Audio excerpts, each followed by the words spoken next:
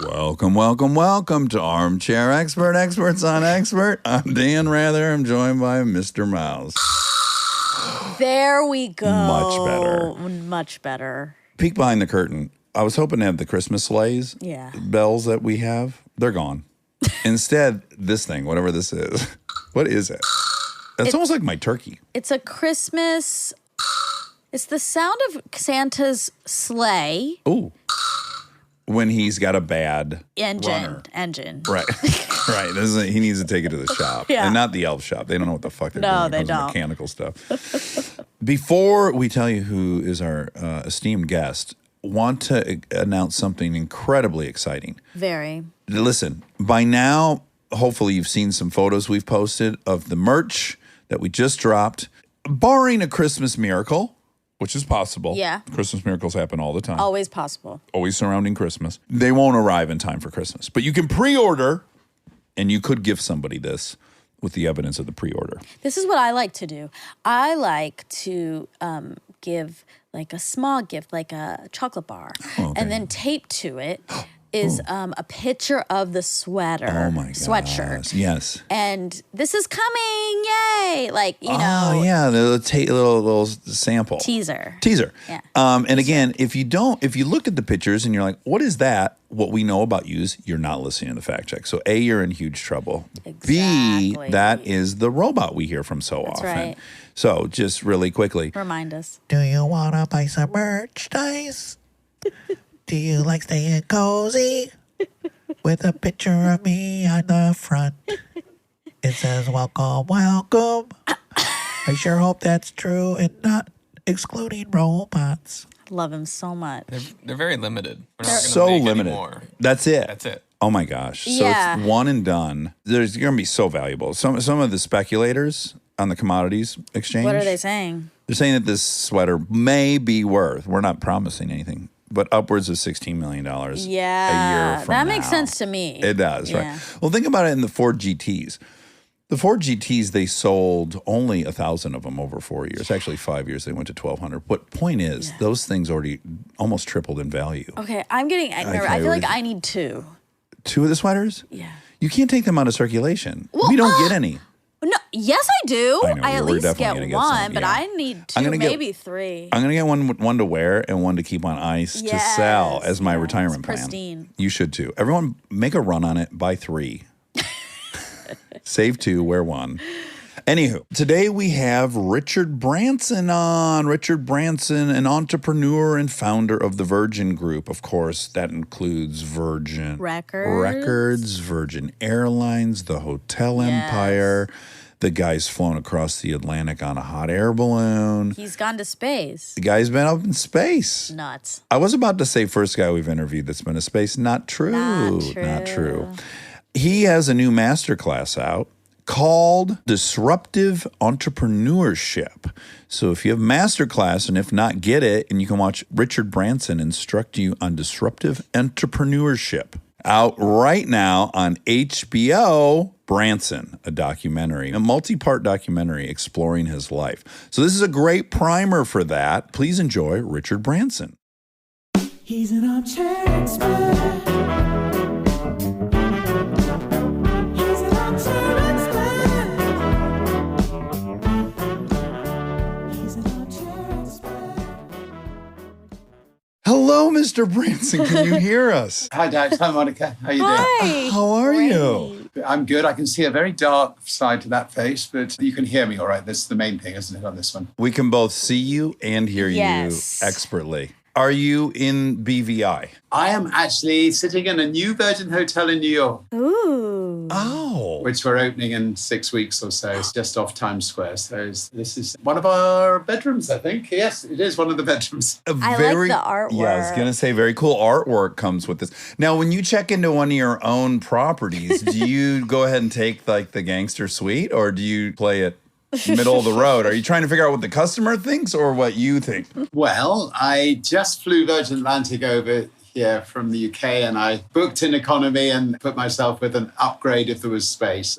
Wow. A seat became available, so I ended up in upper class. You Hold got a on. coach ticket. Well, what's so great is, when you're in the terminal and they're reading like the standby passengers, there would be nothing better than hearing that you were like 10th on the standby list and you own the airline. Sim That's would so that great. be if you were there? I'd love to see that. It's important to stand in the queues, and I think there's nothing worse than seeing some pompous person jump a queue. I must tell you a funny story. We have an airline in Australia. They had a technical problem, and these people were queuing up to get refunds or something. And this guy jumped the queue, and the Virgin Australia girl said, "I'm really sorry, sir, but you really mustn't jump the queue." And he said, "Do you know who I am?" She paused and she got onto the loudspeaker and she broadcast to the whole airport. There's a young man on gate 13 who doesn't know who he is.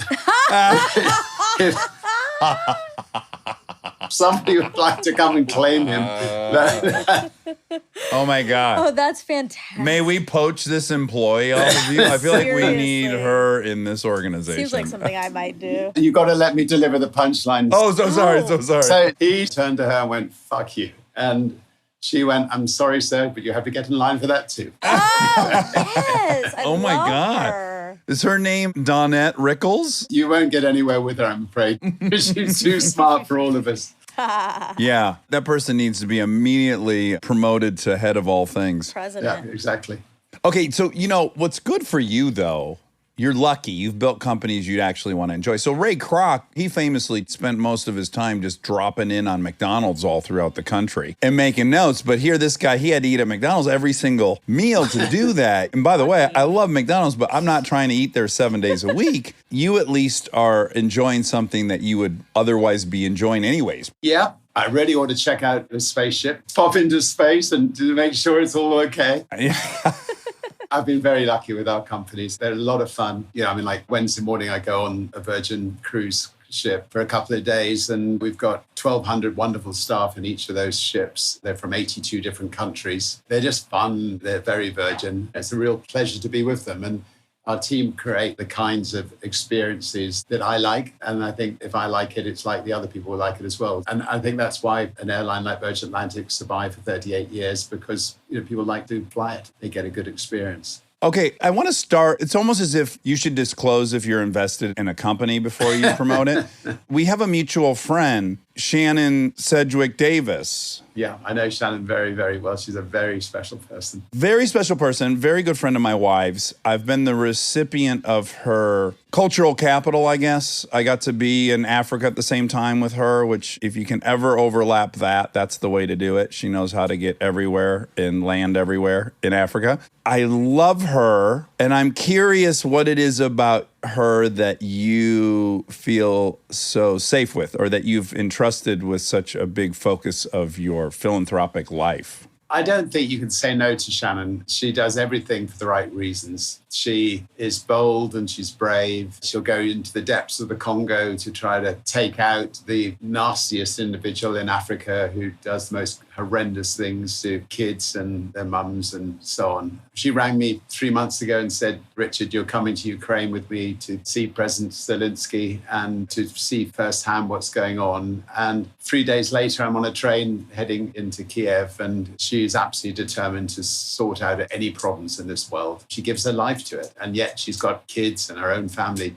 as well. Yeah. She took Howard Buffett into Ukraine, and he's put up most of his fortune into trying to help people of Ukraine. And if Shannon hadn't done it, that wouldn't have happened. And I suspect if there's ever peace in Ukraine, Shannon will be one of the reasons that it comes about. So when you got there, what did you see that I'm not seeing on the news? Was there anything that immediately kind of struck you that was different about viewing it from the inside than what we're seeing? I remember when COVID was happening, we all thought, we're never going to have to fly again. We know how to do everything from our armchairs. But the truth is that going and seeing people face to face, it's a completely different experience than doing it on a Zoom call or whatever. I was lucky enough to spend 2 hours with Shannon with lunch with the foreign minister of Ukraine. And he told us things that you don't see on the news, but also we ended up getting a list of things that needed to be done. And we came back and we've been wading through that list, trying to be as helpful as we can. And we also built trust. We run an organization called the Elders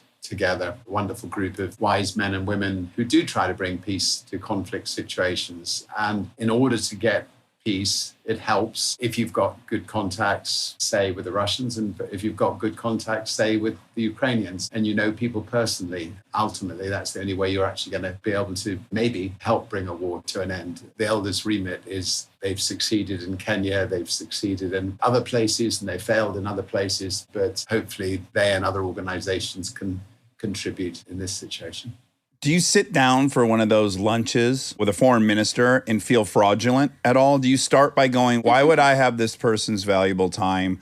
I can run an airline and a record label and a teen magazine. Do you start with feelings of fraudulence, or have you gone through this so many times that you are confident in the fact that you will see some way you can be helpful despite not being seasoned in global politics or an ambassador? Do you already have that confidence in yourself, or do you start with some trepidation? So I may be being precocious in saying this, but if you look at the politicians that would normally be sitting down with other politicians, a politician is normally in his job for 2 years, maybe 3 years before, and if they're good, they're then moved on to another position in government. And if they're really good, within a year, they moved on to another position and so on and so forth. So their knowledge of any particular area is limited. As an entrepreneur, I've been at it for 55 years. I've traveled the world. You know, if you ask me which countries have still got capital punishment, or which countries are still anti-gay people, or which countries have draconian drug policies, I ought to be able to answer you straight away with an accurate answer, because I'm interested in what's going on in the world. And like Shannon, I want to stop some of these idiotic policies that exist in different parts of the world and see if I can use my knowledge and influence to do so. I have an advantage over some politicians in that I can pick up the phone and pretty well get through to anybody in the world. And it's very, very rare that somebody wouldn't take the call. And that means you can cut through the red tape. You know, when I got back from Ukraine, I rang the head of NATO, for instance, and he took the call straight away. So that's one of the advantages of being well known. And obviously, you need a good reputation as well, which is very important. Okay, so first of all, I watched your masterclass. It's absolutely spectacular. I really, really loved it for many reasons, not just the advice you're giving out, but the history, watching the real footage of these eras in which you built these different industries as someone who loves history. It's just really well done and well produced. And I want to get into some of the tenets that you offer to people who watch it. But I also have like 3 things that I wanted to know that I didn't get answers for. So I was very selfishly motivated. First of all, I just want to bond on the fact I was cripplingly dyslexic. So when you talk about the blackboard, I fucking love it. So the blackboard, if you're dyslexic and you're a kid, it's just a black hole. And everyone's staring at it. And everyone's somehow seeing the magic eye picture, and you're not. And it's pretty fucking boring. That's the main attraction for most of schooling. And if you have no access to it, you have no purchase with it, the whole experience is kind of a bizarre void. But I think you and I both have come to really have a lot of gratitude for being dyslexic. And I think it definitely bestows some superpowers.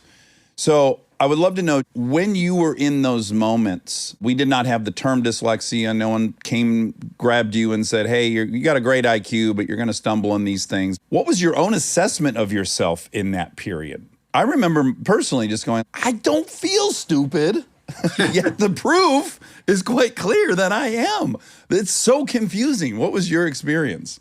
Almost identical to you. You were called stupid, but I could add up, I could subtract, I could just about multiply. Just about. And I could just about divide. And then they spend years on top of that trying to teach you things which are completely irrelevant to 90% of kids. I mean, all you need to know is add up, subtract, multiply, and divide. And once you get onto the more complicated subjects, I just sat there thinking, I don't know what the fuck they're talking about. And I just started planning things I was interested in. You know, I was interested in the fact that there was a unjust war going on, the Vietnamese War. I was interested in the fact that the education system was ridiculous. There are lots of things I love to learn about, but not the things that the maths teachers are teaching me, or the French teachers are teaching me. But because of it, I ended up starting a magazine which gave young people a voice out of the frustration. When you're self-evaluating, right, I'm just wondering if you were doing what I was doing, which is, okay, I'm failing all this stuff. Everyone's getting this. I'm not. But on the playground, when I chat with my peers, I'm not being outmaneuvered. I do think it put a heightened sense of me evaluating myself relative to other people because I wasn't getting the outside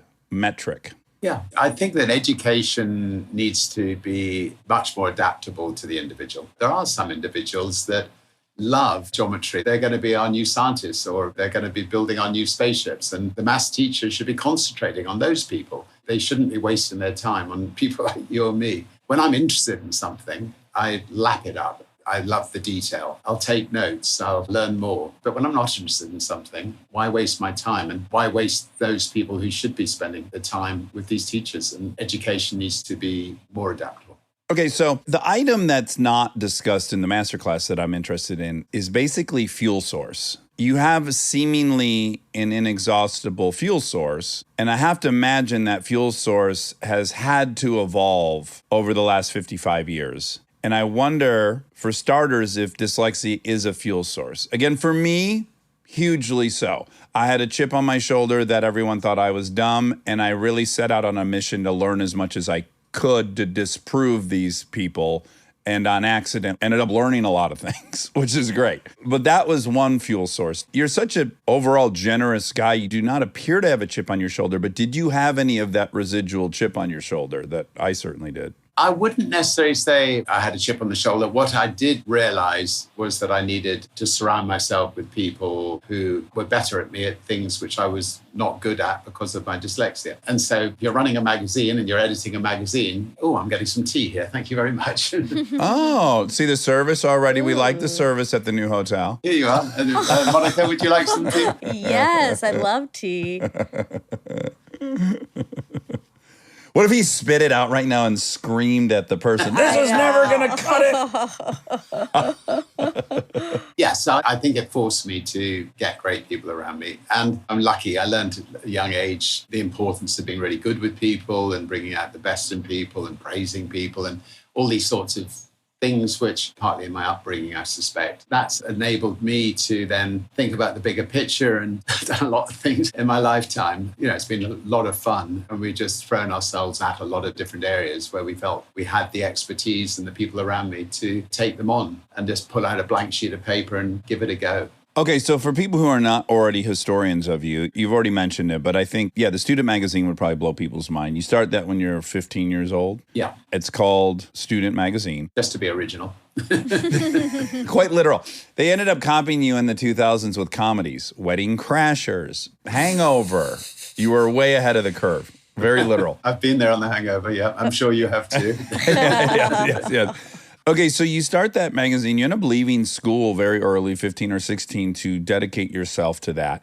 Now, again, here's the through line of your masterclass. Almost every piece of advice you give, there is this very predictable part of your personality that I think is quintessential. You pick up the phone and you start calling people. You don't know what the fuck you're doing. You want to put out a magazine. You start thinking, well, I got to sell some ads, right? And so you get on the phone and you actually end up selling some ads prior to actually having a magazine. Is that the order of events? Yeah. In those days, you had to have a coin box in the school where you put money in, and I'd ring Coca-Cola, and I would somehow learn the art of bullshit quite early on that, Pepsi were taking a full page and maybe you'd like to have one as well. And somehow managed to get $3,000 or $4,000 worth of advertising sold, which enabled me to know that I could pay for the printing and the paper manufacturing. And so I quit school at 15 and went off to run it with the headmaster saying, you're either going to go to prison or you're going to become a millionaire. I'm not quite sure which, but good luck. Okay, but he was wrong about both. Wrong about, but yes. Billionaire. yes. Not in prison and surpassed million. You're a human, right? So you pick up the phone, you're filled with some anxiety, no? Like, oh my God, I'm 15. I don't even really know what I'm selling them. I don't know what the pricing for this is. Everyone has that voice, or are you completely devoid of it? I guess the thing I'm most interested in is how do you talk yourself beyond the voice that says you really don't have any business calling this person? So I didn't really have any anxiety. The advantage of starting a business when you're young is you've got nothing to lose. You haven't got a partner, a girlfriend, a boyfriend. You haven't got a mortgage. You've just got the phones you're putting in the phone box. And I found a way around that as well. Anyways, one day I put the money in and I didn't get through. So I rang up the operator and I said, I'm really sorry, but I couldn't get through to this number. And she said, oh, don't worry, I'll put you through. And then from then on, I just rang up the operator and said I'd lost the money and she put me through. So my secretary was the operator and free telephone calls. And it sounded a lot better than click, click, click, click, click as you put the money in. Has it gotten harder then? Is it gotten harder to make the calls that used to be easier? Because now you do have things to lose. No, because the calls I'm making now are more to do with our philanthropic side. I mean, like we've been trying to get a ban on the killing of sharks and get CITES 1 protection for sharks. And I was talking with President Trudeau in Canada and he became very supportive. 2 days ago, we got a ban on the killing of some of the key shark species in the world. And that's really important because shark finning, which is a horrible thing that happens to about 75 million sharks a year, Whoa. is that sharks are caught, they cut the fin off, they throw the shark alive back into the water to die, and the fin goes as shark fin soup in China and Vietnam and places. This ban will make a big difference because the shark population's down to about 12, 13% of what it was, and they should have a chance to build back up again. Can we talk for a sec about your childhood, the family you grew up in and the modeling you received? Because I do wonder if some of this, is it nurture, is it nature, the way you are? I'm going to an HBO series tomorrow on my life, and they nearly called the series, instead of calling it Branson, they nearly called it Son of Eve. And I think they would have done if it had been not so difficult to promote. Because Eve is my mum. You'll see through the TV series how big an influence my mum had on my life, as mums do on most people's lives. She was very entrepreneurial from a very, very young age. And she never had great success as an entrepreneur, but she was always trying to get extra money to get extra food on the table. And we were always running to keep up with her. And then she would never let us watch television. We all had to be out doing things. So she had enormous influence, I think. She'd also, at 6 years old, you'd be almost to grandma's and she'd make you get out of the car and find your way the rest of the way. It was tough love, but it was a great way of getting us to stand on our feet. And if we survived her tough love, we'd be the stronger for it. And we somehow survived. Yeah, I don't even see that as tough love. I'm always trying to get my younger daughter, like, give it a shot. Go get lost and then get unlost. Let's do it. I think there's sort of saying about if there's two roads, one's an easy, one's a difficult one, take the difficult one. And life is generally a lot more interesting that way. Mm. Yeah.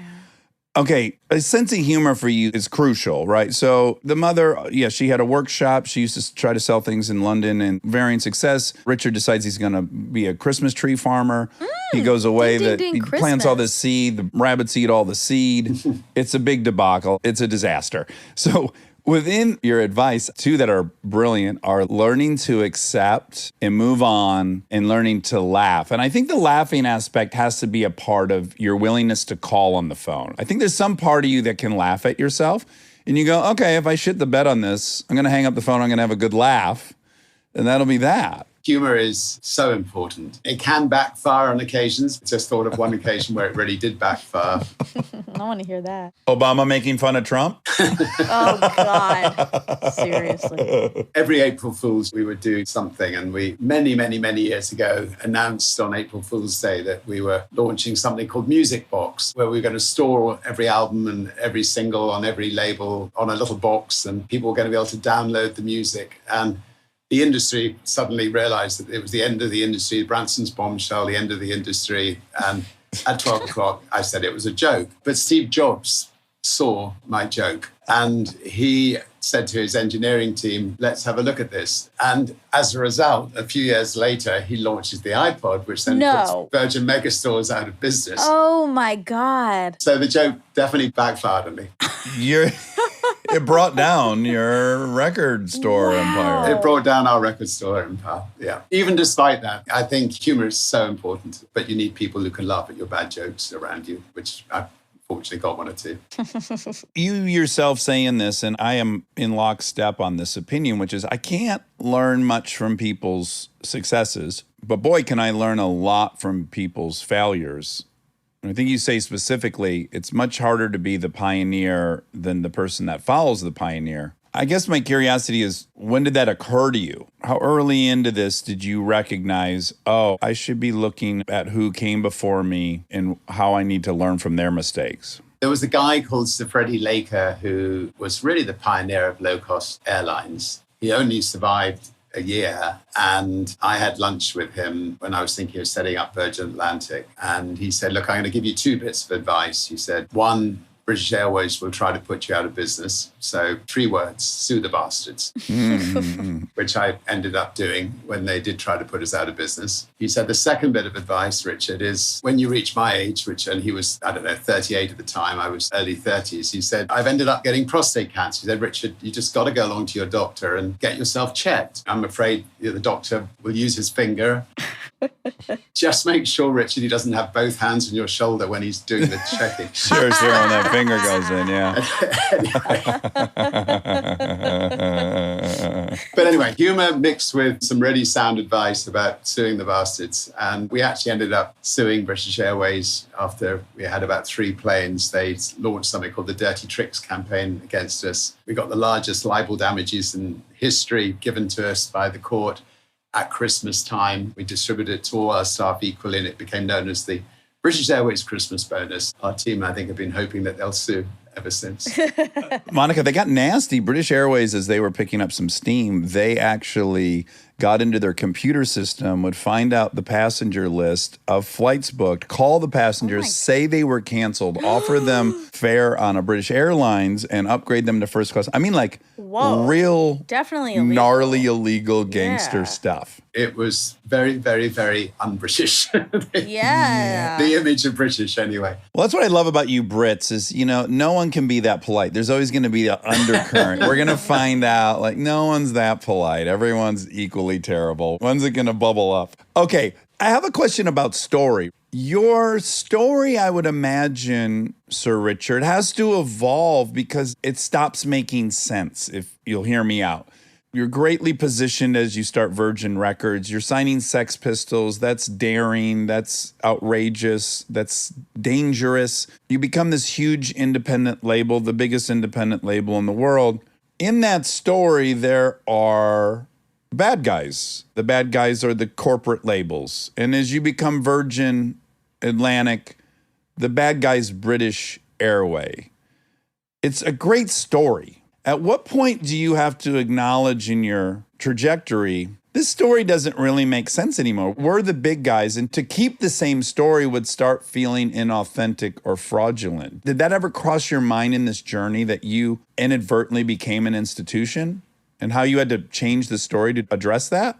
Yeah, it's a very good question. I think I've become an institution more from my age than from our businesses becoming institutionalized. If you look at our newest business, Virgin Voyages, we've got 3 ships against Carnival's 300 ships. So in each of our new businesses, we're still very much the underdog taking on the bigger company. In space, Jeff and Elon are, like trillionaires. We are relatively very small. Meager billionaire. The two big guys we're taking on and so on. So we're not dominant in any of the businesses we're in. But I think that there's no question that people perceive an underdog being young and thrusting. Okay, great. So my follow-up question would be, if I start an airline tomorrow, Virgin is BA to me. I'm flattered you should think that we're that big, but anyway. But you know what I'm saying? If I'm starting one tomorrow. Yeah, no, fair enough. Do you find that your attention naturally gravitates to whatever project you're involved in, that you still are the underdog? Do you think the underdog story is one of the big fuel sources? Are you less interested in managing one of your companies in great success than you are in building the underdog ones? I enjoy building companies, no question. That's the most exciting. It's like with the grandkids, you run to the grandkids and the children that you've already grown get the second hug. And I think the same applies to new companies. But just to sort of stand back a minute, most of my time now is spent on not building for-profit businesses, but is looking at some of the big issues in the world and trying to see how we can tackle those, and having just as much fun and a challenge trying to save sharks or trying to change the drug regulations or trying to stop people killing people with capital punishment. And that's more where I get my satisfaction from these days. Yeah. Stay tuned for more Armchair Expert, if you dare.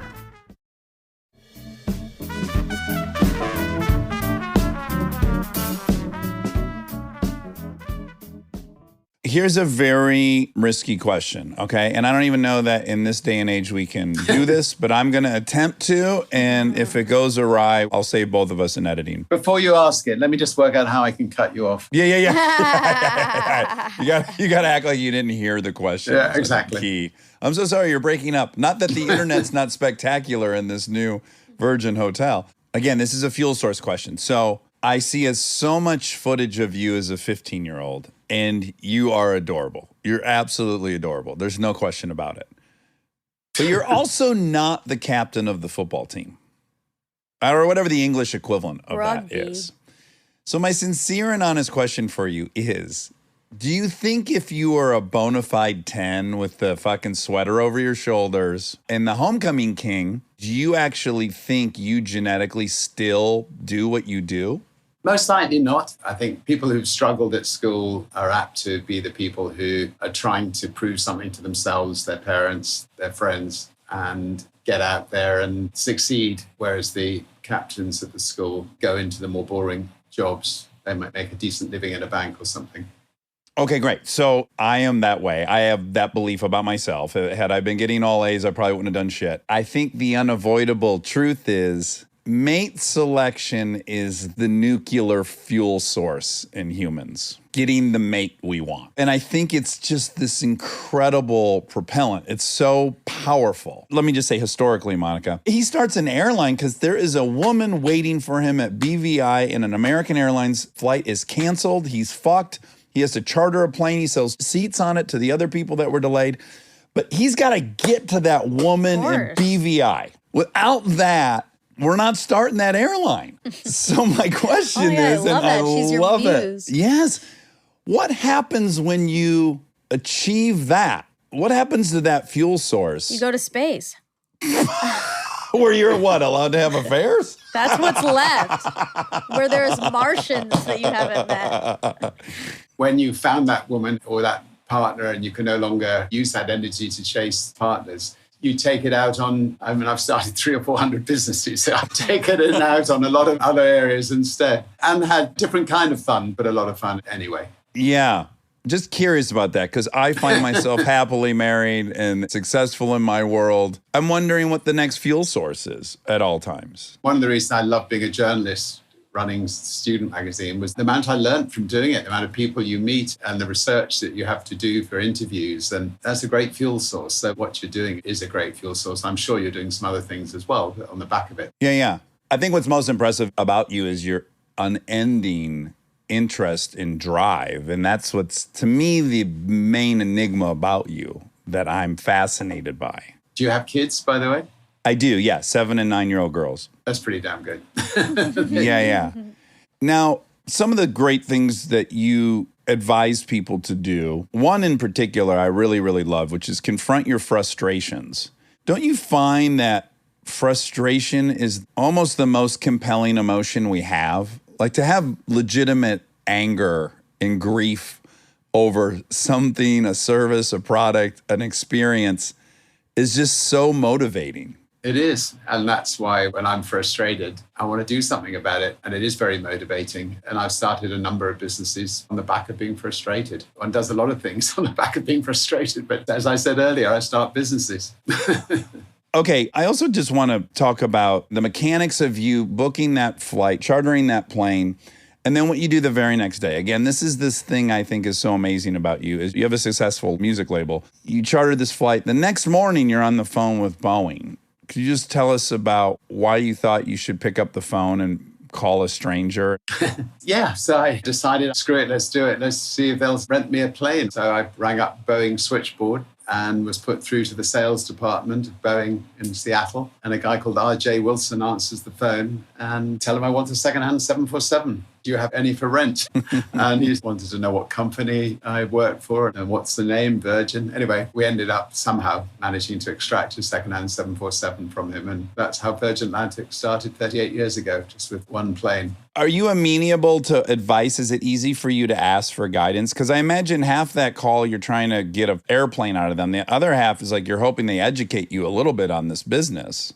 I'm amenable for advice all the time. I mean, I think one thing I'm good at is being a good listener. And, you know, if you're starting an airline and you know nothing about the airline business, you've got to be a good listener. You've got to write a lot of things down and learn fast. And I had to learn really fast. This is a stupid question, but were you interested in music before you started the label? Or was it just the allure of starting a business? Or was it very specifically the music industry? I was interested in a particular album called Tubular Bells, which a 15-year-old had brought us the tape. I just loved it, as did a couple of my friends who were around me. And we went to 6 record companies. They wouldn't put it out. We thought, that's ridiculous. We'll start a record company. We'll put it out ourselves. And so we had to learn, how do you run a record company? And we had to learn quickly. We put the album out. And I think our taste turned out to be better than the record companies. It sold millions of copies. And showing my age, next year is the 50th anniversary of Tubular Bells by Mike Oldfield. It was outselling Dark Side of the Moon, Pink Floyd, and Tubular Bells was vying for #1 spot over 2 or 3 years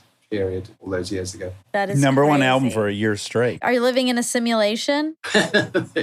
I'd sometimes pinch myself and wonder. Now, I've been very fortunate and I appreciate every moment of it. If I am in a simulation, it's a nice one. Yeah, you got a good part. I'm not planning to climb out. Is Tubular Bells your rosebud? Like when you look back on the Strokes of Good Fortune, is that for you the number one?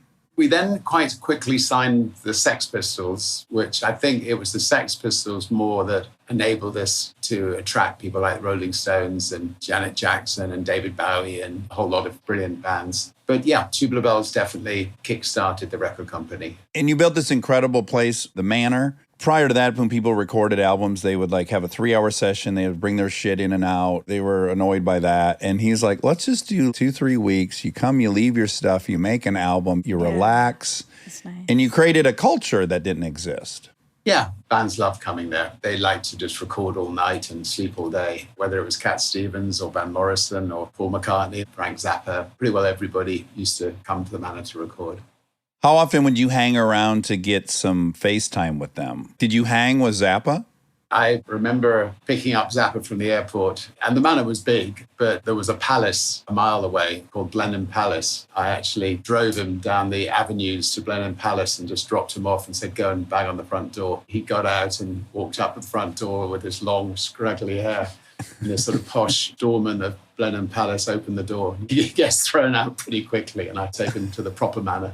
I was lucky enough to spend time with a lot of the musicians. Keith Richards taught me to roll a joint, so bit of name dropping. No, that one's worth it. Oh, God, yeah. You clearly had a lot of respect for artists and the artistic process, and you said, you know, there's all these extraneous elements associated with the artist, whether they got to figure out publishing, they got to book a tour, they need management, and you just started filling out all the things that an artist would need. When you were around them, did you have just appreciation for them, or did you also have any envy for them?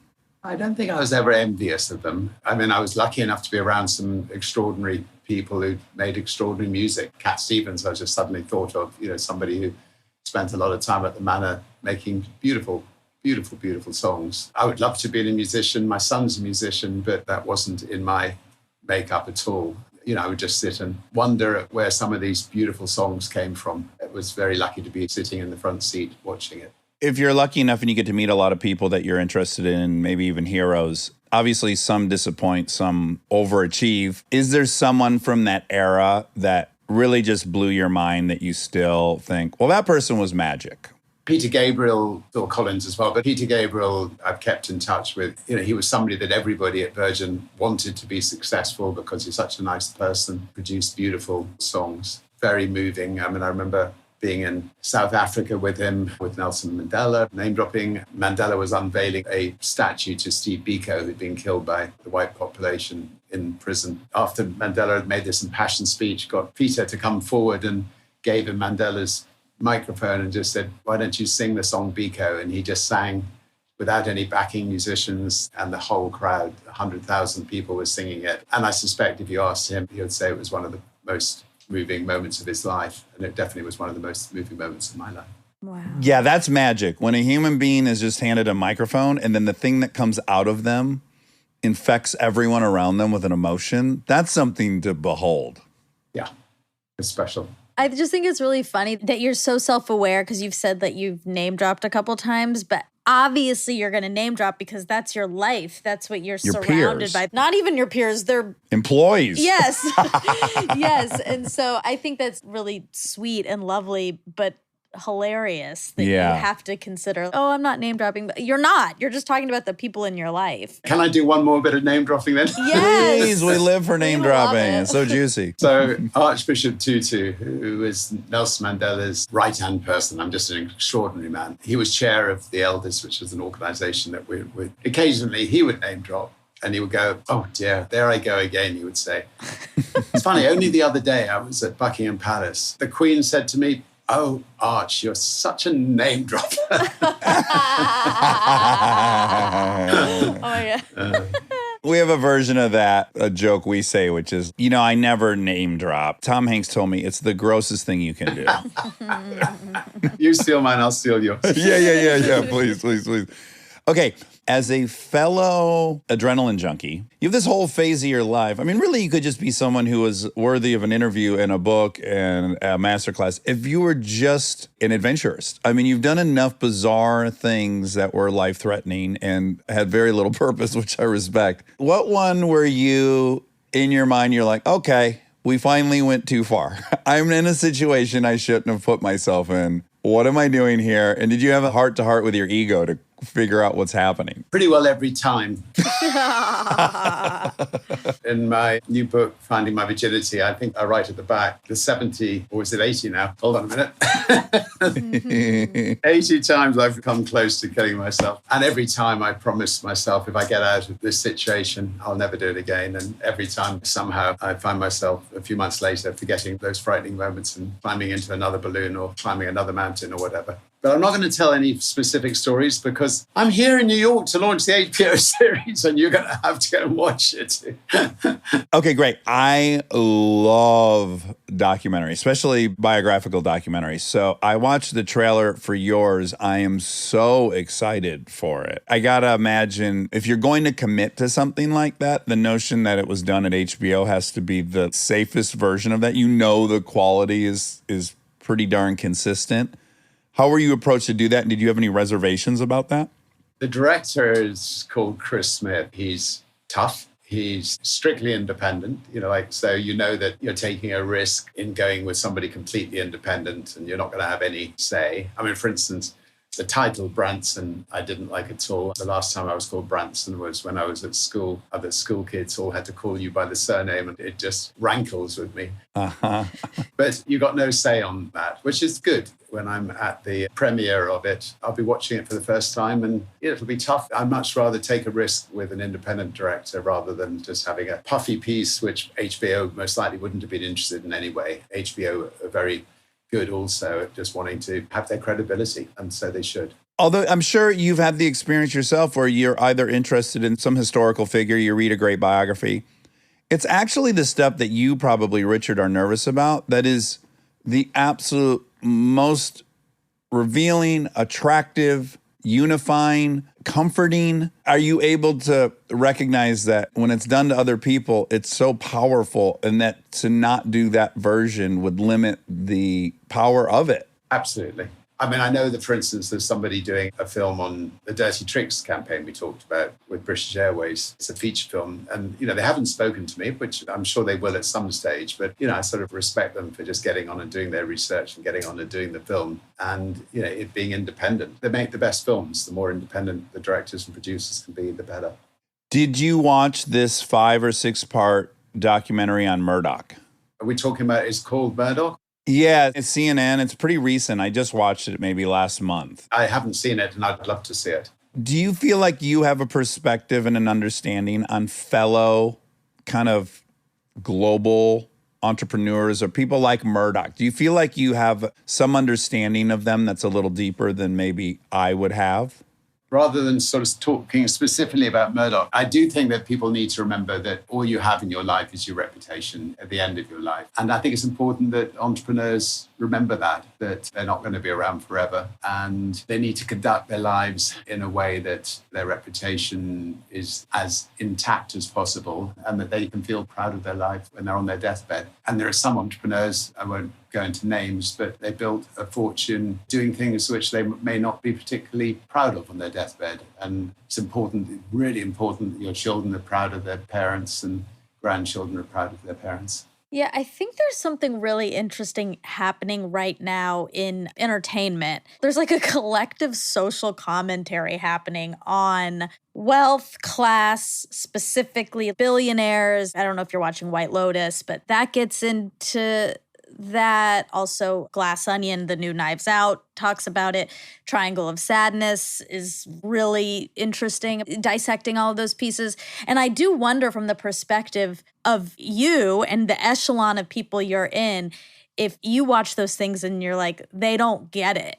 They're missing something. Entrepreneurs that I know, that if I feel they're slipping up, I'm now old enough to be able to, shoot a note to them or pick up a phone and have a chat with them. Maybe just have a quiet word and just say, you're in danger of damaging your reputation. And I think that there are some people that, will shoot things off on the internet. People need editors, like a journalist needs an editor. If you wake up at 3 a.m. and put something out on Twitter or on Instagram or whatever, it can be dangerous. And then you might wake up the next morning and think, what have I done? Yeah. It's good to have somebody to talk to and give you some advice, I think, on occasions. I have editors that keep me in check. Smart. Very, very grateful to them for that. Yeah. Okay, from the outside, from what I've consumed, all the research, watching the masterclass, can't wait to watch the HBO doc. What does seem clear to me is that I don't think money was the thing. I think almost you're a billionaire on accident. And I think you could have put more of your focus into just growing the war chest. And you didn't really seem to make that your barometer of success. I think that you're absolutely right. I saw a clip from the HBO thing which talked about me being focused on the bottom line. And I've just never been focused on the bottom line. I've been interested in creating things I can be proud of and hoping that the bottom line will fix itself. And we're never relative, considering what we've done. We haven't made vast fortunes because the businesses we're in, they're all consumer facing, they're not tech businesses. But that doesn't matter. I can afford lunch, dinner, and breakfast. Yeah. And a roof over my head. Yeah, I guess I imagine that if I were you, I would still be able to feel like an outcast or a misfit or punk rock, because even though I'm in this group of people, I can say with certainty, I actually wasn't chasing this thing. So I do feel a little bit separate and on the outside. Even though I'm with them, I still feel like I have the outsider's point of view. Yeah, I think quite a lot of people who've done well have not thought of the money as the motive for why they set up their businesses. I doubt that Larry Page, when he set up Google, was thinking, oh, wow, I could make a fortune by doing this. I heard him once say to a kid, the kid asked him what he does. He said, I help people find things. That summed up Google perfectly. By helping people find things, he's become a ridiculously rich person. But I don't think that was what motivated him. Well, and again, I think that's what I like most about everything I learned from your perspective on business was that everything for you is led by an emotional pull, some creative puzzle you want to solve, being loud, being fun, being bold, making a name for the things you were involved with. There's definitely an artistry to it all that's been quite fun to watch. And I sure hope there's more Richard Bransons coming down the pipeline. I like this artsy, kaleidoscopic version of the Titan of industry. It's been very fun to watch. Well, it's been great fun talking to you both. Much more fun seeing Monica than Dax, but... Of course. Fuel source. This is an isotope right here, this unstable isotope. It's my dream to be eye candy, so I appreciate that very much. No. I do have actually one more question, though, because we won't talk about the specifics of your thrill seeking because that comes out on HBO, which we aren't going to watch. But do you think that the impetus for thrill seeking is potentially that your life has been so full of altered reality. You have crossed the boundaries of what so many people are able to do, could do.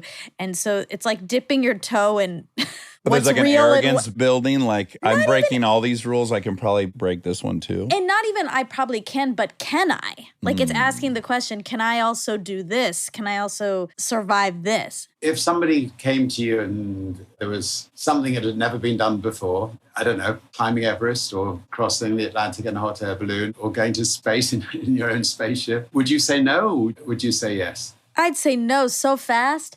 I have no desire for peril. So let me ask Dax. Yeah, that's a different Well, answer. yes. But I know where it comes from, and I want to know what you label that. I think that, for 50% of the population, they would definitely say no. And for 50%, they would definitely say yes. And all I can say is you only live once. Life's a lot more fun if you say yes. It's not just the actual event. It's the planning. It's the camaraderie of a team of people trying to do something that's never been done before. It's the most incredible experience. In my balloons, I was flying over Mount Everest and K2 and down the Himalaya chain and spectacular views. But it would take longer, and I've got somebody who's trying to tell me I've got to go. Time to go. It's been an absolute delight to talk to you both. Thank you, and well done on everything you're achieving. Thank you so much, Richard. It's been a blast talking to you, and I hope we'll all somehow rendezvous with Shannon in the future. I would look forward to that. Nice to talk to you. Thanks a lot. Bye. Good luck with everything. Bye. Bye.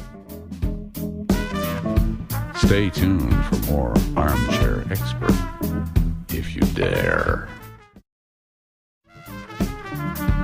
And now my favorite part of the show, the fact check with my soulmate, Monica Padman.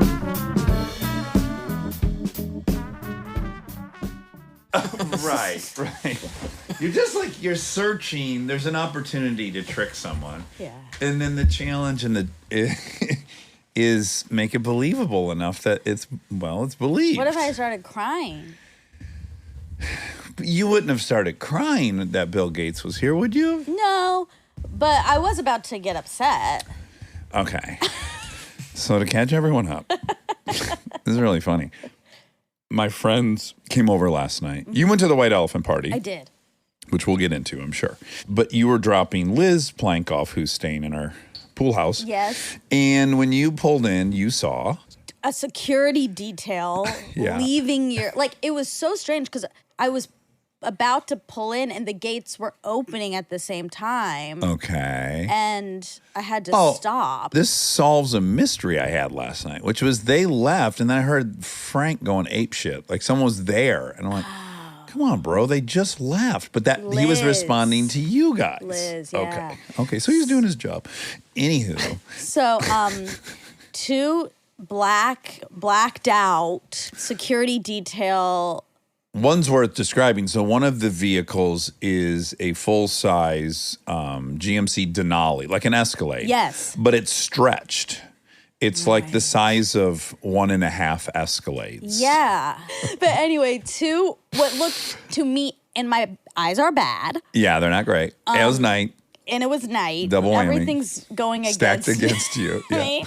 And they came out in succession, and we were like, what's happening? Who just left? And I got a weird feeling. Okay, run me through some of your immediate fantasies that it was. They weren't fantasies. They were all, this is so me. I mean, I was like, oh my God, Dax doesn't tell me anything anymore. Okay. I thought you were maybe going to go to, you felt left out. Well, it's connected. It is connected. Yeah. I was like, he had someone really fancy over. Marcone, like French president. Yes. Marcone over or something. Yes. Oh my God. And like, he didn't even tell me that was happening, which. Right. What's not, become of us as friends? Yes, that's what it was. Yeah, It wasn't yeah. like, why didn't he invite me? It was, oh man. He didn't even get excited to tell me about that. That Angela Merkel was coming Yeah. over. And then Liz said, oh my God, did Biden come over to watch White Lotus? And I was like, oh my God, maybe. Like, that is a possibility. Oh, wow. That is, first and foremost, incredibly flattering that would be on the table, you know? So that seems like a feather in my cap. Yeah, so that feels good. Yeah, I said, what happened last night? There were 2 cars that were leaving, and then you said Bill that Gates. was Bill Gates. That was Bill Gates. He was over. And you go, Bill Gates. And I said, yeah. But I couldn't keep it going long because I love you. Yeah. So then I had to tell you, it's my friend Panay. Yeah. Who I've talked about a million times. Yes. Panay produced all the movies I directed, and I was in a few he produced. And he's a humongous marketer. He does all these great commercials that you see. And he, not that anyone cares, he was having a meeting, this might interest you, with the king of horror. Blum. Yeah. Blum. Yeah. Blum. Blumhouse. Jason Blum. And Panay really kind of admires Blum for obvious reasons. The guy's incredible. And he's the one who told Andrew, are you driving yourself around? And Andrew said, yeah. And he said, well, your job is like talking to people and communicating. And so every minute you're in the car, you're not doing your job. And he just broke it down to him in a way where it's like, because of the job you have and how much time you spend in traffic in LA and how many meetings there are, you can't be driving yourself anymore. Well, fucking George took that to heart. And I'd argue he took it to heart before he even really had the money to take it to heart. Yeah. And what he got, and this will make sense for the vehicle. Yeah. I'm pretty certain, don't sue me, that he got Floyd Mayweather's old crazy stretch Escalade that he drives around Vegas in. So, oh my God. Yeah, presumably Floyd Mayweather spent a fortune building this thing. It's like building a private airplane or something. So this vehicle that George drives around in is hysterical. Yeah. What is really convenient is anytime you're meeting him somewhere, you know whether he's there or not because there's this preposterous vehicle. Well, you don't know. It could be. Oh, Biden, yeah, Gerard or Barden, and Merkel. And Bill Gates. Or Floyd. Or Floyd Mayweather. It's gorgeous inside. There's 4 seats, 2 and 2, opposing each other. Yeah. And there's a big, beautiful TV behind your head. Yeah. And he's in there with his blankets on. Like you would, if you think Eric's eccentric, like I'm sad you've not spent more time with Panay. He's the sweetest man on the planet. Yeah. He's Yorgo, my Greek baby. Yeah, you love him. I love him. And he sits in there with his blanket on and he talks on the phone and makes deals and does all this stuff. So anyways, blankets. Oh, he's got so many blankets back there. He also, George. They're probably Hermes blankets. He's very fancy. The fanciest. And he brought the girls really cute fancy sweatsuits. He always brings gifts. Yes. From where? Somewhere in Malibu, you know, they get those high-end things out in Malibu. Oh yeah, he's living it. And he also runs 13 miles a morning. Every morning. 13? Yes, George runs. He does a half marathon every day. Morning. Every morning. Yes, in a week he runs 3.5 marathons. Shit. He's a machine. He's also all ad. He's 5 years older than me. Yeah. And so he's often in the back of that fucking crazy car with these huge airbags around his legs. Circulation? Yes, they're like recovery bags. His whole life is running and all of his investment. He has everything to keep himself able to run without injury. So the other part of his day is with these crazy airbags on. I think he's got an oxygen chamber. Wow. He's hysterical. But yes, I said to you it was Bill Gates. Yeah, and then we were reflecting on the fact that that's my and Rob really relates. He clearly does this to Natalie a lot. Yes. Is you just try to pick something. You want to fool the person. In this case, you. Little modest mouse, you know, in her stuffy outfit. And you think, who could it be? I was tempted to say Obama, but that's, There's no chance. Bill Gates was the perfect person because there is a relationship. Yeah. Of sorts. There's some email. There's a relationship. He sent us his book bag. Yeah. I can comment on his Instagram page, which is hysterical. You can? Do you know I'm the only person on Instagram that's allowed to comment on it? Do you not know this? No, I know that no one can. I can. I'm the only person. I don't know how I even figured this out because I know you can't comment on it, but I tried to comment and by God, it showed up. You got like accepted? By some crazy mix up. I think I'm the only person in the world that can comment on his Instagram posts, which I do all the time. And when I do, I get an immediate barrage of all the people who hate Bill Gates sending me messages. There's an explosion of activity every time I comment on his posts. Wow, I'm so jealous. I think it's my crowning achievement. Yeah, Yeah. big time.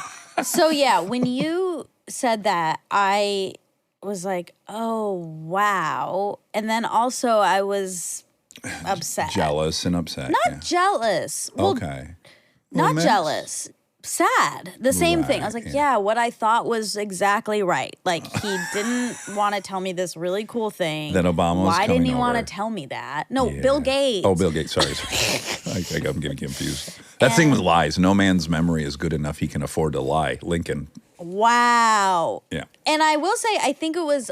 Oh, it was compounded with Adam Grant? Yes. Okay. Yes. I think because I was primed a teeny tiny bit, not in the same way. I could see why you wouldn't think to tell me about that. Right. But still, I was like, oh, that's interesting. And then you're like having this weekend where you have all these like, All of our past guests. yeah, and don't want to tell me, you want to exclude me from it. Right. No. Not the case at all. Mm. But yes, Adam Grant came over on Saturday with 2 of his 3 kids. It was really, really, really, really sweet and Good. lovely. Fun. And I love that guy.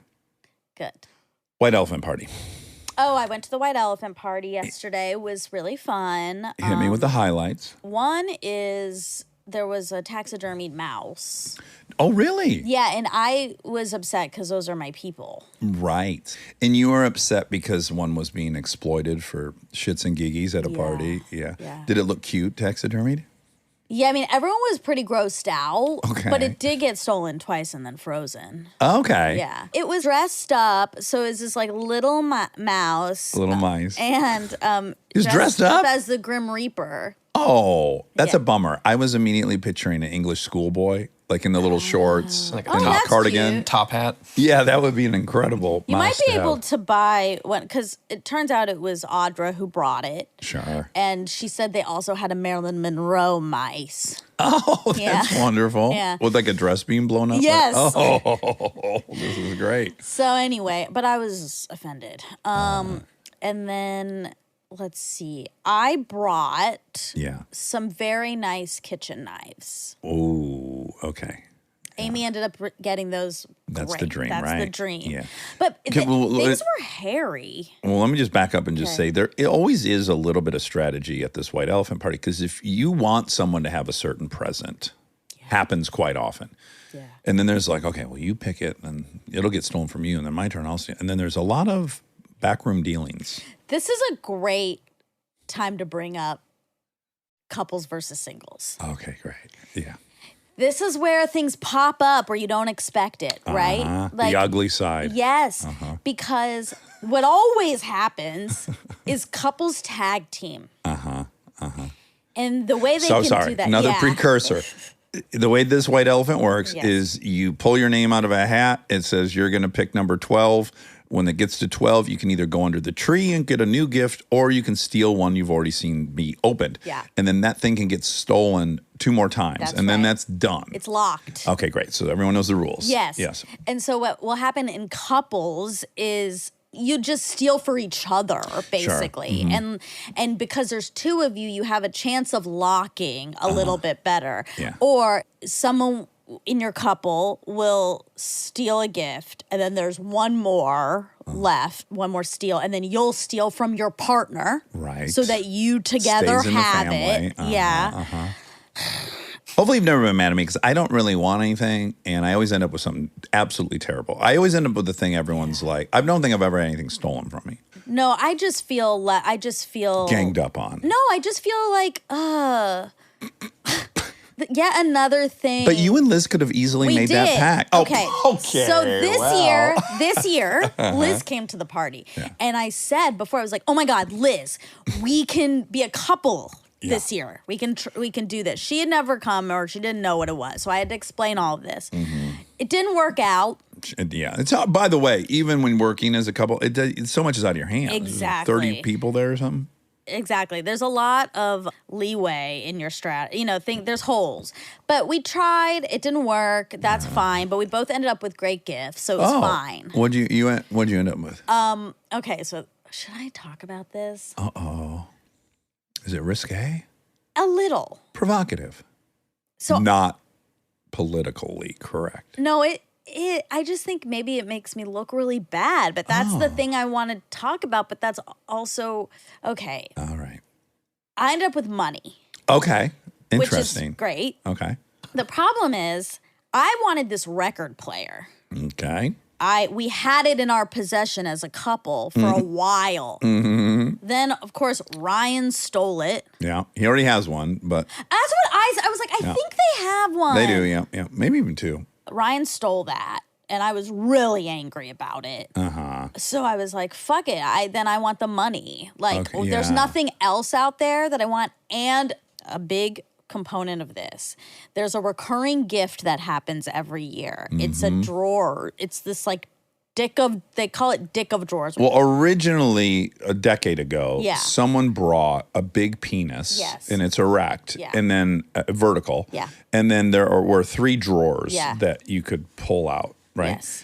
And that got given, Yep. and then the next year, that person brought it back, and they had decorated it with veins and hair and all this Exactly. shit. Then gave it away. Then someone else brought it back. This went through like 6 iterations. It now lives below our TV. Exactly. Because John Chu put a whole thing in a lucite bubble, Christmas decorations, a little train running around the dick of It's drawers. incredible. It couldn't be topped. It should never be destroyed. Yes. So then Kristen had a nightstand made with titties. That's right. As the drawer. Yes. So then that became the new thing. And Someone put a keg in it. people have done such cool stuff. I'm so glad I A never got record that. I'd be player. so disappointed if I got it. Exact. So Yeah. that's the fear of my life is getting. Stuck with that. I can't handle. Because you're it. obligated to do something spectacular. Everyone knows those are the rules. It's such a burden. It's Russian roulette. Yeah. Yeah, there's one bullet in the chamber. That's right. And so for me, I'm too scared. Yeah. So I don't want to go get a new present. Right. Because I could run that risk. That's right. You just want the known. I want to know. The enemy you know is better than whatever they say. The enemy you don't. Yeah. So I had to pick from what was available. Now, I was gonna steal some really cool playing cards. Great. But they were in the hands of a friend that I know is going through a hard time. Okay. So I felt dishonorable doing that. Yeah, this is always tricky. So I didn't do that. Yeah. And I was like, fuck this. My record player's gone. Give me the money. So I took the money. I locked in the money. Okay. Which I can imagine is a little unpopular for you to lock in the money. How much was it? I'm just being honest. Dax. Listen, it would be. Can I make a good analogy? So there's a present. This is the hold on. conversation. There's a present. There's a present going around, and their shoes. They fit everyone magically, and they make you 2 inches taller. And then I get them. People are like, God damn it, he doesn't need those fucking shoes. He's already too tall. So Dax. I can see where.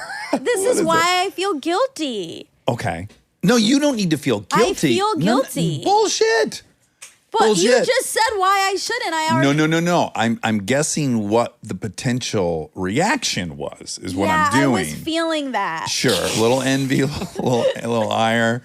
Listen, Like, it's not. Monica. Yep, it's not all limousines and free jeans when you got money and you're famous. No one feels bad for you, but listen, you want that money just like the next guy. There's some downside to having some cashola, and people aren't gonna be pumped for you if you get the cash prize. I know. And It's just the nature of it. I really I took it. Did there you regret was it? a reaction. I didn't until there was an immediate. I felt it. Yeah, reaction. sure. And I was like, oh my God, what did I just do? That's right. Yeah. But then I got angry at everyone. Right? I've got to walk out of there with the shittiest gift possible because I'm clearly the most privileged motherfucker there, and I deserve to get the shittiest gift. No, you. But then it just makes the whole event like, I Then don't go there and get a why? knickknack. I come bring something great, and then I walk out with like edible underwear or some bullshit, and I'm like, I don't love really love that. this game. You love Well, they're delicious. No, I know that this was the first.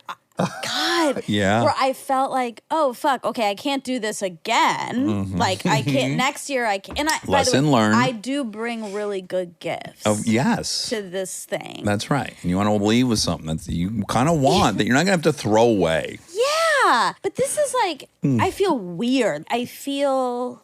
We're gonna I felt like blood money. Like I was like, I gotta get rid of this. Right, Like now you got to give it. You got to ask everyone who's the poorest in this room. No. Then I thought, oh, maybe I'll ask the person. Maybe I'll use it for leverage. Like I'll trade it for somebody. Okay.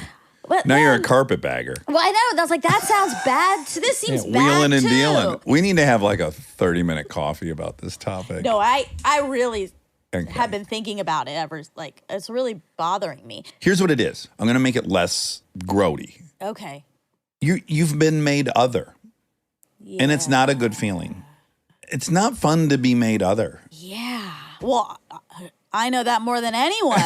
You're a triple whammy now. Oh my God, everyone in this room is mad at me now and thinks I'm a bad person. Right, and you're greedy. And I'm greedy. That is what I felt. And then I thought, I just got to throw this money away. This is bad money. Get it out of your hands. I felt so bad. And This then, is great. And then I thought, this is fuck. Like, Yeah. That's why you got to hang out with Bill Gates instead on that night. well, you didn't invite me. I got upset because I was like, well, I'm a competitive person. It's part of my success. And no, I did think, I thought like, then am I not allowed to like play this game? Like the fun of it's a fun, like it's a very fun, rowdy experience. People are stealing, and I'm like, oh, do I not get to play? And can I tell you something? The only fun moment I've had in that game was last year because it was very obvious I was stealing something for my daughter. Exactly. So I finally stole something everyone wanted, this enormous teddy bear, and from the nicest person at the party bit. Yeah. And so it was evil. But I did it, and I felt none of the awkwardness afterwards because it's so clear. Oh, that dad's stealing for his kid. Yeah, totally. And it's great. I should But have that's said the I was- only time I've liked it. Should have said I was stealing it for your kid. The money. The money. Oh, great. So it all went to the fucking central bank, I guess. Listen, so then I got really panicked because Anna, our friend Anna, who we love, she got this candle. It was a latke flavored candle. Or scented candle. No one wanted that, obviously, you know. And I told her, I was like, you can make that a kitchen candle, like, and make your kitchen smell nice, like latkes. Anyway, she, you know, every time someone went up, she's like, remember there's this nice candle. Yes. You know, this is what people do. They try to like Sell the items they don't want, Yes. hoping they'll get stolen. Exactly. Yeah. So Anna was really pushing the candle over and over and over and over again. Then I got super panicked when it was Kristen's turn. Okay. Because I was like, oh my God, Kristen's going to steal the candle Yeah. for Anna Yeah. and do the right thing. Yeah. The thing I didn't do. And thank God she didn't. She didn't. But I would have thought the same thing. I Here got we go. so fucking scared. I was like, oh no. It was like, but she's had so many years Yeah. before me to learn these lessons. Yes. Anyway, but she didn't. She picked a gift out of from the tree. Risky. Probably She coulda smart ended up- though, because then it's not. It's like, hey man, I don't know. I just opened No, this. but she could have got the drawers. She could have got the drawers, but I would say even better. It's like if you open the money, you're like, oh bummer, I got the money. You know what I'm saying? Like, Of course. you didn't have anything to do with it. No, yeah. I'm just worried about the drawers the whole time. Of course, we kind of lost sight of the drawers, Yeah. but yeah, we're getting there. Yeah. Anyway, so she opened up and she got some nice earrings. So she did give them to Erica later. Okay. But that was not in it's the game. Neither here nor there. Anyway, so Anyways, the drawer that we stressful. talked about, yeah. someone did get it. Yeah. But instead of the enormous nightstand that it Yeah. used to be, it had been made miniature somehow. And then in the drawer were front row tickets to Adele. So that's a great, But it had a Plot butthole twist. at the end, at the back of it.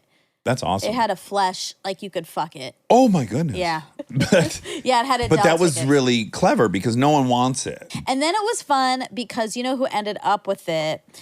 This couple that is the crafty. They're the one I think that made it into the keg. Like they're extremely crafty and good. They should have That's it. who should have it. Yeah. They're good stewards of that gift. Exactly. And then they get to go to Adele. Perfect. Okay, that ended quick. Oh. Did you hear that? Yeah, it sounded like jingle bells. Jingle bells, my car's being stolen. Anyway, so that was kind of a crazy ride. I got a crazy update for you. Tell me. So Lincoln had it in her mind over the last few days. She's been tracking Okay. an animal in our yard. Oh. And she's been all over it. She keeps updating me. There's scat outside, and it's bigger than this, and it's that. And I think this is going on. So this morning at 7:15, I'm just starting my meditation. And I hear screaming from down the hall, and now both girls are running full pace. Lincoln's screaming, I know it, they're in the yard, they're in the yard, they're in the yard. I look out the window, there's 2 coyotes just fucking hanging on my grass. Really? Yes. Don't they know they're not allowed to walk on the grass yet? By the way, that was one of the kids' grievances because they're so pissed they can't walk on the grass. And I was like, and they're not supposed to walk on the grass. I'm like, we have bigger fish to fry. We have 2 fucking dumb dogs here. They jumped over the fence? No, because the gate is temporary and it is open so that you can get packages. This morning? This morning at 7:15. That could have eaten me when I walked. I was thinking Liz leaves every morning out early. I'm sure they watched her go, but there were 2 very large coyotes. Like I had lawn ornaments, right? They're just in the dead middle of the lawn hanging. And what about the dogs? So I run to my closet. I get my shoes on, my waterproof shoes, because it's also raining out. Oh, right. I get those on. I'm running downstairs. I'm looking for some weapon. There's none. We're too peaceful. I run outside. Yeah. They're clever, by the way, because I'm tracking through as I run through the house and I'm glancing out the windows to keep my eyes on them. Somehow the one knows we're stirring inside, right? Because one starts getting on the move and then the other one's kind of looking. By the time I run outside, I grab the flimsiest mop in the world. In fact, this is a side grievance. I ordered this mop and dustpan from Amazon, and it is so shitty and flimsy. Anyways, I'm like, here we go. I was even imagining, like, if I'm start swinging this thing, that's gonna break this first hit, and then it's hand to hand. So I run out there. They now take off. I'm trying to catch them. Why? I'm gonna let these motherfuckers know my yard's not a place for you. I have little kids here and I have 2 little dogs. But don't you think they were seeing you is like enough? No, they need some kind of, I think they need to connect it with a little pain. But what if then they attack you? Bring it, motherfuckers. I'm ready. So I run out and I'm running up the driveway. Mind you, it's been raining, right? Yeah. And my whole driveway is mud. I'm like now, I'm running through and I'm up to my ankle. You're slipping and sliding? I'm sinking. And I have this flimsy, useless weapon. And as I'm getting within like probably 15 feet of them, they're now making their way out of the gate. And I drop the mop, the broom, and there's this really hard orange ball on the ground. I snatch that up as I'm running. I run out into the street. They take off down your driveway. They're running down your driveway. I got so lucky. I threw the ball as hard as I can. I never played baseball. I don't have good aim or anything. I chucked this because again, I want them to get a smack. Yeah. I want them to know, you go in the yard, you get smacked. Yeah. So I chuck the ball as hard as I can. It bounces right behind the one coyote. Like I'm like, whoa, that was pretty good. Like, and when it hits the ground, it actually bounces up above the coyote, hits your neighbor. He's got that metal sign hanging. The ADT, like an alarm company sign. And so it bounces behind the coyote, goes above it, and it's right as the coyote's passing the sign, fucking bullseye, it bounced and smacked right into that thing. Doing! And then they shit themselves. Out. They, like the one just torpedoed the bush, that hedge that's in your backyard. Yeah. Like God knows, like, fuck it, I'm getting in here no matter what it does to his face. So then they scampered in different directions. Whoa. It was very exciting. This is 7:15 a.m. That's a lot. Yeah. Wow. And then I came back in and tried to meditate, and I was like, who's kidding here? I just started drinking coffee. Like that, hard. that ship is sad. Rock hard. So that was my morning, yeah. Wow. But by the way, let me back up, because right now you're in your car and you're really mad at me because I should be encouraging the wildlife to live in my yard. Literally last week, all over the news, guy pulls up in his driveway here in LA. His toddler hops out of the back seat. Have you seen this video? No. Toddler hops out of the back seat in their driveway, middle of the afternoon. And right as the Tahoe pulled in the driveway, this coyote's already walking down the street and comes right into the driveway. The little toddler hops out. Immediately, the coyote grabs it by its coat, starts dragging it away. The dad now gets out of the car, hears something. He runs over and is able to chase the coyote off. But the coyote was dragging the toddler away. Oh my God. So I just saw that last week too, right? And I'm like, also, let me add, P22, who I love, went in someone's house, Monica. Why? Mountain. I don't need to know that. You kind of do. What do I do? You need to be fully armed. You need a Lady Remington, pink. I love wildlife. I really do. I'm an animal nut. I mean, not really. I am. No, you're not. I studied them in college. David is an animal nut. You can observe them, but you don't like. I'm a season pass holder to the zoo and have been for 26 years in LA. I've been to Africa to look at the animals. I know everything about primates. I love animals. Okay. What I'm intolerant of is animals that are attacking humans. I can't. Exactly. There's got to be some line. I agree. And so I have 2 little kids, and I hate to tell anyone who's upset. 2 coyotes are not allowed to live in my yard when I have 2 little kids outside playing. Not an option. Definitely not. That was DEF CON 5. We were at DEF CON 5, no alert. We went up to DEF CON 4. And so today was a ball. The P22. Yes. So they're gonna move P22. Okay. Because they track P22. And the fact that he entered someone's house and got a dog. Oh, he ate a dog. And But he didn't eat a person? no. And they left the door open, or it was like a flimsy So door. probably so the dog could get in and out. Probably went through a dog door. Yeah. I don't know this. I'm just guessing. Don't leave your door open. Well, what if you have a dog door though? P22 can't fit through a dog door. The fuck he can't. I mean, it's pretty Really? big. I mean, What if mountain you've got lion. if you've got a cats. moderate sized dog, Yeah. your dog door is going to be big enough for an 80-pound dog. It's going to be big enough for P22.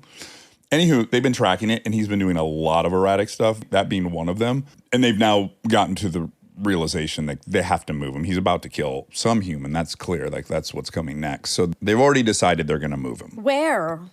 The zoo? to your house. Yeah. Oh my God. Okay, Dick Branson. Okay, yeah. Okay, so there really aren't that many facts, so it's good that we talked about all this other stuff. Yeah. I mean, there's none. I haven't left stuff out. I have stuff for next Week. carryover. Yeah. Okay, but Yeah. this is our last Armchair Expert of the year. Wait. No. Every time I say this, you get so... I don't like it. I don't like it at all. I know, It's only like a week off, though. it is 1 week off. We have... That's 1 week we're not in here talking like this. I know. I hate it, but... Yeah. I think we should just put out a fact check. Okay. Anywho, we're also going to have to get together for the Christmas episode. Yeah. Yes, of course. Yeah. No, and there are episodes. Mm-hmm. There's the Christmas episode. There's the best of. There's a flightless bird. There's a race to 35. Okay, so maybe we'll have a fact check. Whatever. Let's not worry about it now. Okay, you're stressed, but I'm stressed. Monica says this is the last you're going to hear from us, and I'm No, saying no, maybe no. not. It's not Well, the- TBD. it's not the last you'll hear from us. It's the last Armchair Expert interview of the year. Okay. Last fact. Yeah, that I can. No, he doesn't want to agree to that. I can't agree to that. These are terms I can't. But it's the last Armchair Expert interview of the year. Okay, I can accept that. Okay. All right. And we have Viva Magenta 2023. Oh, you're not. Are you really? Are you all in now? Yeah. Oh. I'm all in also because this rowing company is sending me a rower in Viva Magenta. I'm so excited. I imagine. Yeah. What are you gonna do? You an oar? No, the machines. Oh, Exercise I machine. thought you were getting an oar. I'm like, what are you gonna hang this on your wall? That's gonna No. look crazy. You weren't on the road team or anything. No. Okay. No, an exercise machine. Okay, if you don't use that rower, I'll take it. Get it. Yeah, why don't you use it until my house is ready? Okay, because I kind of want one. Yeah, you can definitely use Okay, it. great. Oh my gosh. Yeah. Okay, so the fact I did look up, I thought this was an endearing part of him that he considers himself to be an underdog. Yes. It's ding, ding, ding, white elephant party. No one wants to be at the party and not be able to take the cash. Right. True. You want to be able to play. Okay, but I looked up British Airways net worth versus Virgin. Because remember, you... market cap? Yeah, I just put British Airways. It says 3.21 billion. Was their yearly revenue probably? Net worth as of December 5th, 2022. Okay. Now, Virgin is tricky because it's 5 different airlines, right? It's talking about the Virgin Group, so it might also include the record. Like I don't The hotels? exactly. And that's 5 billion, but it's all the things. Right. So he's right that British Airways is bigger than Virgin Airlines. Well, maybe, because we're not quite sure what that pie is of Virgin. My guess is And Alaska Airway acquired Virgin America for $4 billion. but that's just Virgin America. Yeah, and then you got Virgin Atlantic, you got Virgin For 4 billion? Approximately $4 billion. 4 bills. Wow. Huh. Okay. I think the point is like, he's a big guy. He's a big boy. Of course he's a big boy. Yeah. It's like, is McDonald's bigger than Taco Bell? Yeah. But is Taco Bell not an underdog? No, it's not. Yeah. Why does Mark Cuban have so much money? Mark Cuban invented, I want to say it was called like Real Player or Audio Player. He sold it to AOL for about $1 billion back in the day, but then he invested it really well and he bought the Dallas Mavericks. Right. Okay. But are you seeing that? Micro Solutions was he sold for $6 million. $6 million, but go to the big boy. And then he starts AudioNet. There we go. I think that might be it. No. It still doesn't ring the bell. I think it's like, he invented an audio player, I believe. QuickTime? No, but something like that. AudioNet and Broadcast.com. What did he say to sell to AOL for $1 billion in the late 90s? That's where his real fortune. Oh my God. Elon Musk, $188 billion. Down from 300 billion. He had 300 billion for a minute. I can't believe it. What, do you got a list of top billionaires or something? Yeah, I mean, it's just showing up. All these other billionaires are showing up. Oh, So Weblogs. no. It was acquired by AOL. Oh, how much? Doesn't say. Okay. Weblogs, that's a rough name. Maybe they Or changed Ice it. Rocket. No, it had something to do with audio, I thought. Red Swoosh. Maybe AOL Here changed the too. name. Maybe it wasn't even AOL that bought it. Well, good for him. Anyway, Fun guy. I mean, if Sir Richard Yeah. was at the White Elephant Party, if he wants to take the cold hard cash, let him. Okay, now what if he did? How would you feel personally? I would feel like, oh my God. I know. Mm-hmm. That's why, again, I'm But also, a few years deeper into the thought of this. You have to be compassionate and realistic about the limits of a human being. yeah. And there's no way we're going to be excited that Richard Branson got the, Exactly. it's beyond the capacity of a human. I So it's do. like, well, they're not all going to change. How could they? No. And so And I don't now expect what's that. my move within this I know. paradigm? Yeah, I get it. Yeah. Sympathy is, for the most part, off the table for you and will be increasingly so, which is a weird dynamic in life as a human. But I only got 2 eggs. Well, on your first go around. I think now that you've been off the pill for 7 months, you might shit out 20 plus eggs. That's nice of you. That's not gonna Is that how you do it? You shit them out? Yeah. Yeah. Everyone knows that. Rob, this is known. Yeah, when I was listening to that today, I was like, oh man. It made Listen me to what? sad. That episode. Oh, it reignited the Yeah. sadness. Yeah. Sucks. That'll be out by the time this airs. Yeah. I just want to say I'm so proud of you. Thanks. Yeah. So if you remember when it happened, I urged you To talk about it? to talk about it. And you completely understandably were like, I don't think I can. So I just think it's really brave of you that you did. And it's the best kind of bravery. It's the Jonah Hill bravery. Yeah. It's the kind we like the most. It definitely made me feel very inadequate. Uh-huh. But yeah, it wasn't an option to bring people on this journey and not give them the full story. Yeah. Yeah, ethically, that was nice of you. And integrity. And greedy. And greedy, yeah, because I'm so really greedy. I feel like I got to give that money to charity. I mean, I do give money to charity. Yeah. You have to put that on top of whatever. Okay. How much was it? It was $220. Wow. Dax! That's a good amount of money. If you were mad about that much. I know. People hate you over $5. The way you're talking about it, I thought it was like $1,000. Who gave that? Jess. No, he did a cool thing. He put it like in a box that was in a box that was in a box. So it was a fun unwrapping experience. Oh, okay, and then right. it was. And then pot kept growing. Yeah, and I mean, Amy, who opened it first, I didn't steal from her. I would never steal the money from her. Anything from but her. she got stolen from a lot. People weren't playing by the rules. But she opened it first, and she ruined a lot of the boxes. But I would have been happy to keep the boxes as well for my gift wrapping station. Right. Like, I'm just Maybe even bring it home for your mom to put some presents in. 'Cause she's lazy as fuck. so lazy. Yeah. When do you Go home? Yeah. What date do you go The home? 21st. Okay. And then I'm back the 2nd on your birthday. Ah. Yeah. Me too. Maybe I'll see you at the airport. Ooh, maybe we could ride home together. Can plan on that. Why don't Depending you use that $220 you stole from everyone to get a car service. To get a car service. All right. Well, Merry Christmas, everybody. Merry Merry Happy Christmas. holiday. I hope everyone's really warm right now and drinking something cozy and in a stuffy costume. Oh, watching a movie. snuggling. Yeah, snuggling and feeling warm. Coming back from chasing a coyote, fully engorged.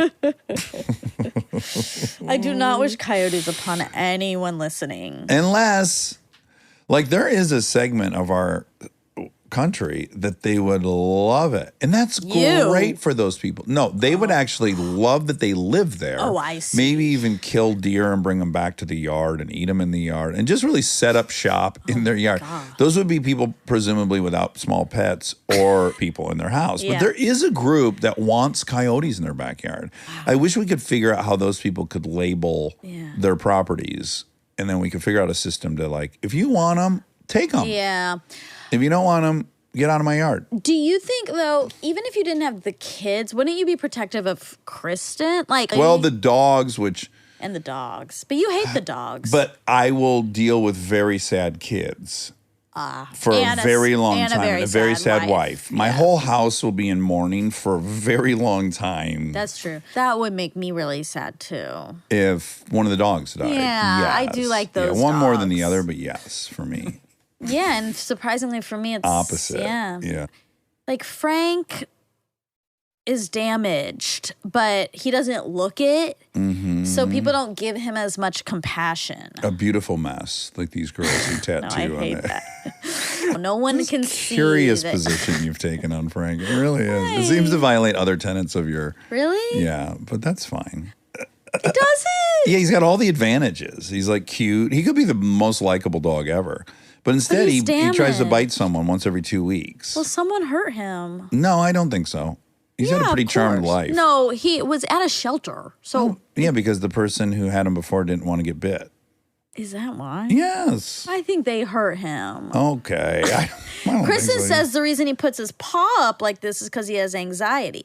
I mean, that's a lot of assumptions that are being made. Maybe that's the case, but that's out there. That wouldn't hold up in any social You science. know what it is? Frank's like nice to me. Yeah. And he's soft. I And like you've even touching. admitted it. It's like being horny for a serial killer. He doesn't bite you. Exactly. Yeah. He protects me, even though he might hurt others. Warning. The rest of this fact check contains spoilers about the season finale of White Lotus. Did you watch White Lotus last night? Yes. What did you think? Loved it. You did. Yeah. I liked it a lot. It left me feeling a little like, like, did I like it? You know, I really had to think. Of course, you feel bad for Albie, right? Like that's going to happen. Yeah. But in some weird way, when that last shot, did you watch it? Yeah. Yeah, the last shot of the hookers walking down the street. You I'm liked like, that. that's right, girls. Like you got it. You got everything. You got the job at the thing. You got rid of the Exactly. bad guy. You got all the money from the rich people. I don't think Get it, Albie girls. cared either. He didn't seem to care. Yeah, I think he knew it was a possibility and it came from his dad, so I'm still not like, I don't like having to fuck over someone in order to win. Right. But I Unless will it's say White this. Elephant. It actually caused a really interesting debate. I paused it when he was asking his dad for the money. Yeah. And I said, boy, this would be really tough for me because my thoughts as a parent is like, my job is to turn you over to the world prepared. Yep.